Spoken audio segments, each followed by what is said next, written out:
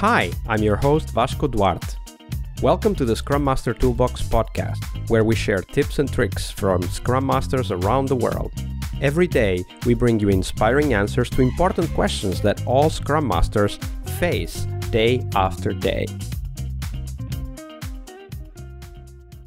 Hello, everybody. Welcome to one more week of the Scrum Master Toolbox podcast. And this week, joining us from down under in Sydney, although you won't notice it by his accent, is Yousef Fahoum. Hi, Yousef. Welcome to the show. Thank you. Hi, Vasco. It's an honor to be here, really. So people listening will be curious. How come you live in Sydney, Australia, and have a US accent? Well, it's a funny thing. Around 2008, we honeymooned here, visited a couple cities, made sure we visited some friends who were getting married at the time out in Perth. And we said, I dreamed of, what's our 5-year plan to be in Australia? And then life happened and we had kids. And then a couple of years ago, we brought our children over to have fun with our friends' children in Perth. And then my wife just said, hey, what do you think if I apply for this job? And, being a supportive husband, I said, sure, go ahead. In my head, I'm thinking, there is no way we're going to get in there, with COVID happening. And man, we sailed through the visa process. And the only thing that delayed us was all the flight delays. But we're here now. And we're having a blast. Absolutely. So when starting out as a Scrum Master and BA many years ago, Yousef passionately followed this podcast, which I'm happy to hear, because that's why we do it, to help you guys out there applying these ideas in practice. And Yousef is a SAFe enterprise coach at Elaborate, with experience implementing Agile and SAFe at some of the largest and most recognized brand leaders across several industry domains in US and Australia, where he is now. So Yousef, tell us a little bit more about yourself and how did you end up becoming a Scrum Master in the first place?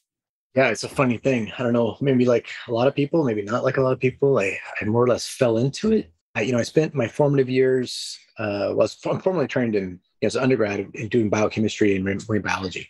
And it's a little bit of ways from IT.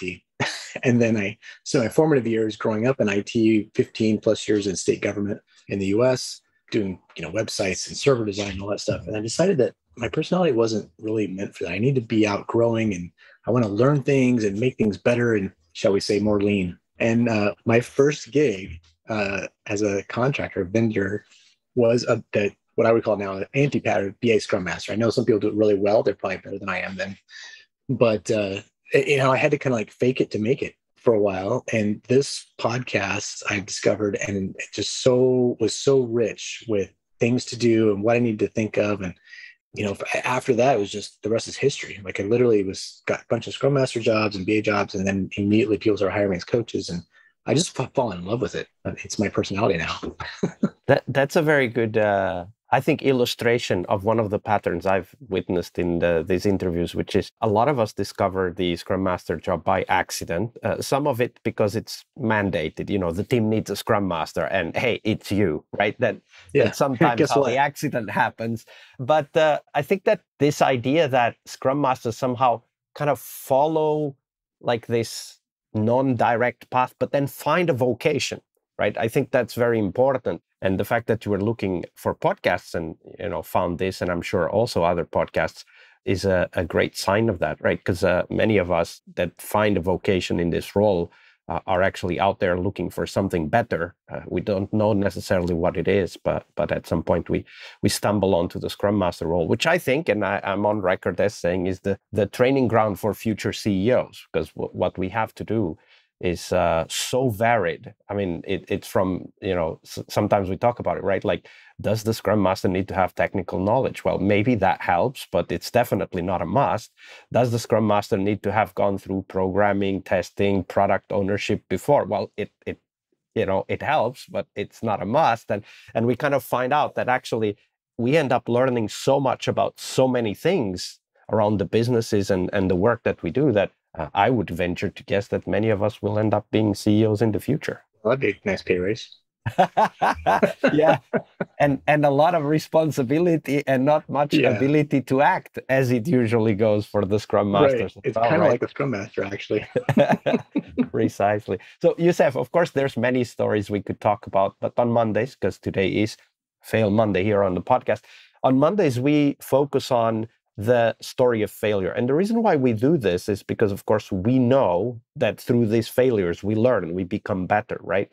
So share with us one of those stories. And of course, we'll dive into the conclusions and the insights later, but walk us through the steps as that story unfolds. I mean, there's so many, I tell people I have so many war stories to share, but I think over the years, a couple that stick out, one is make sure the job description reads like you imagine Scrum Master being if you're just starting out.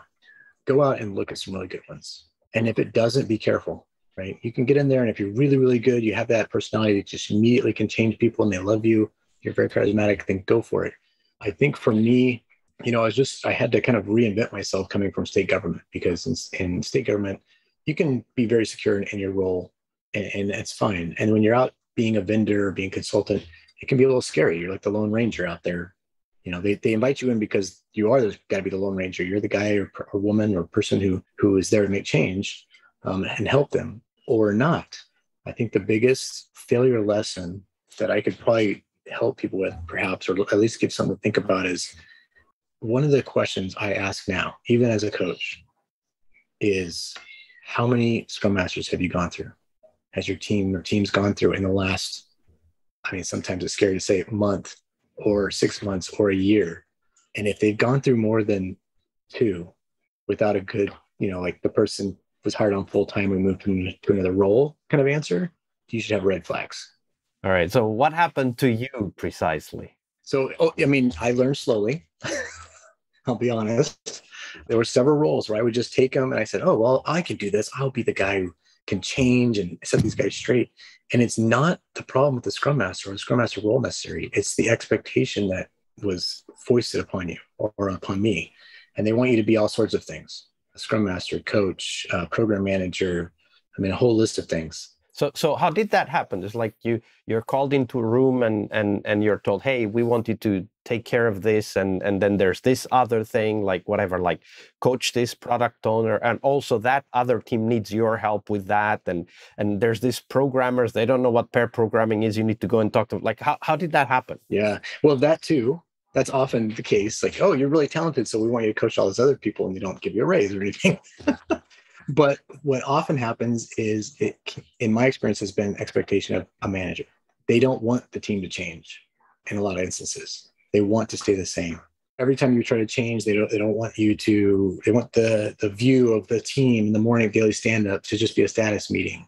But all these things, it's sold to you as, this is going to be great. You're going to help us out and be a great Scrum Master, and we want to do these things. And I give all sorts of examples of metrics and how we can look at these things and help the team change and behaviors. And it just often was like, you can roll on for a while and you can do your best, and then it doesn't pan out, because in the end, if the organization is not willing to already have made the steps to change its expectations of the mindset into an agile mindset, or at least a generative culture, if there's not already the communication culture that allows for that open conversation or discussion of metrics, let's say, or even, the Scrum Master doesn't need to be the program manager kind of role, or then it's going to be very, very tough. I've seen some very good Scrum Masters come and go. So I imagine that one of the ways in which this can play out is the Scrum Master is hired as a consultant or as internal, it doesn't really matter, and comes in with the idea that I need to help this team grow and become a better team.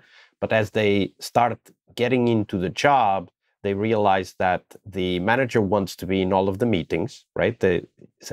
First thing they say to you is, you have to invite me to all of the team meetings. And you go like, First thing. I wonder what they mean by this, right? And then you figure out that actually they don't want to be in the meetings. They want to know exactly what is going on, and they want to tell everybody what to do.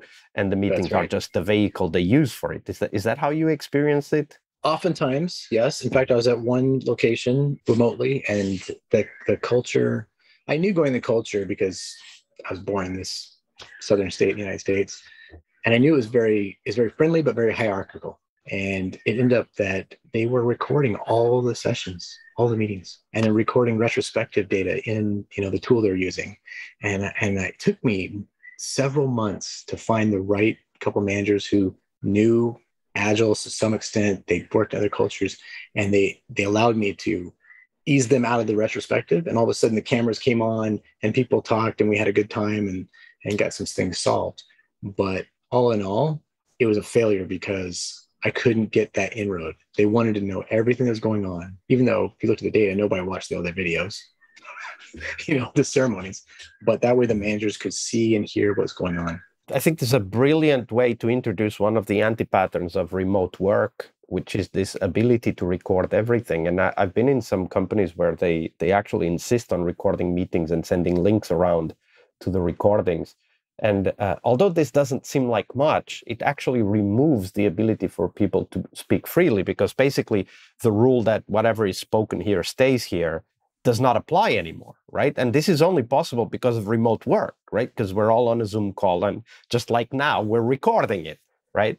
And I think that that's actually something for us Scrum Masters to be aware of, that whenever things are being recorded, whether in writing or more often than not, a Zoom call or a Google Meet call that is being recorded, that removes freedom of speech. That removes the ability to have, unscripted interactions, because everybody needs to stay on point.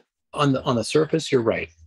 We want to allow access. Let's say if a few people can't be at the meeting, but unless everyone in the call is there as an equal and they have already an established culture, it's very easy for less experienced technical folks, whomever, to not speak, to hide in the group, to not put their camera on. And that's not what we want to do. A lot of what we're talking about in agility in general is helping people to get to some level of self-mastery and autonomy and giving them the voice they need to help us, get, to use a sports analogy, get the ball downfield and score. And we can't do that if we're only relying on, the striker or the forward.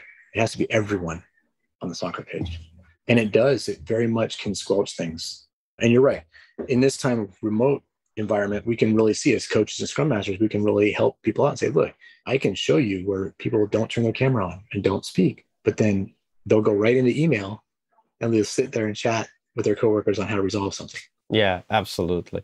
And really a great warning, or at least something for us to pay attention to as Scrum Masters in a remote or hybrid world. So thank you for sharing that story, Yousef. You're welcome. Thank you. Monday is about what we learn from our obstacles and our failures. But tomorrow is Team Tuesday here on the Scrum Master Toolbox podcast.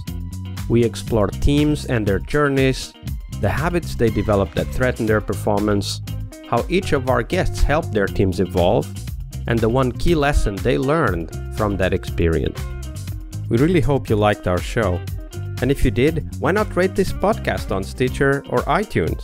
Share this podcast and let other Scrum Masters know about this valuable resource for their work. Remember that sharing is caring.